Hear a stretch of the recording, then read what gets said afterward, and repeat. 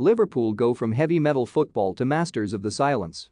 There were no fist pumps from Jurgen Klopp at the end. Not the trademark 3, let alone the 4 that greeted the demolition of Manchester United, 1 for each goal perhaps. This time, the reaction was subdued. It reflected a job half done, an attitude from Klopp that Villarreal should not be underestimated. Half-time, no more, no less, said the often exuberant German. But, compared to Liverpool's previous Champions League semi-final Anfield wins of his reign against Roma and Barcelona, it was a more routine affair. Those scorelines 5-2 and 4-0 will echo through the years.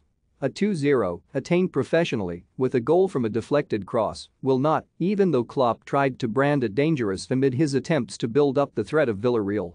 Few were convinced. Perhaps Liverpool are normalizing the process of reaching European Cup finals. And if so, many another will be envious. There are worse habits to have. Certainly the draw, pitting them against Benfica in the last 8 and Villarreal in the last 4, has had a kindness, and maybe that lessened the sense of occasion. When great European nights at Anfield are invoked, even from Klopp's reign, other opponents Roma and Barcelona, Manchester City and Borussia Dortmund will spring to mind before Villarreal. Given the importance of the origin story of Klopp's Liverpool, maybe 2016's Europa League semi-final against the Yellow Submarines may linger longer in the memory.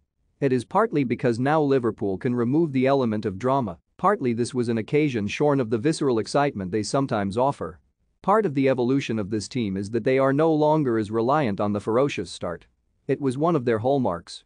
They can reprise it, and did in successive games against the Manchester clubs this month. Yet the side that began like Klopp's Liverpool in a Champions League semi-final this week were Manchester City. The chaos theory was supposed to come from Klopp's Liverpool, the control from Pep Guardiola's City. On successive nights, each looked influenced by the other. Against Villarreal, Liverpool illustrated that they have got better at a game of patience.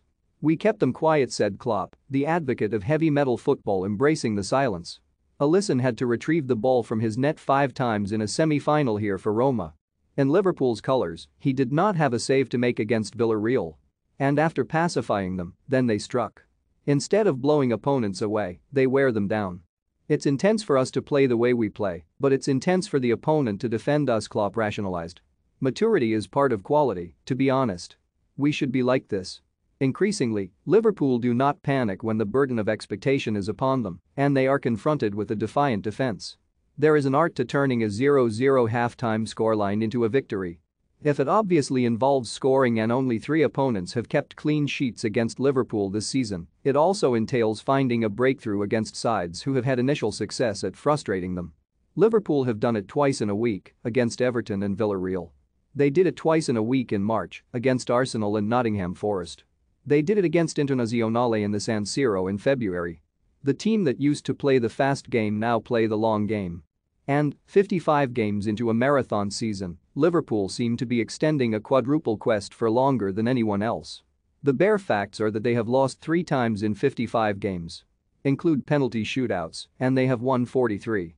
Maybe that is another reason why the celebrations were understated. Winning, whoever the opponent, whatever the competition, is just so normal.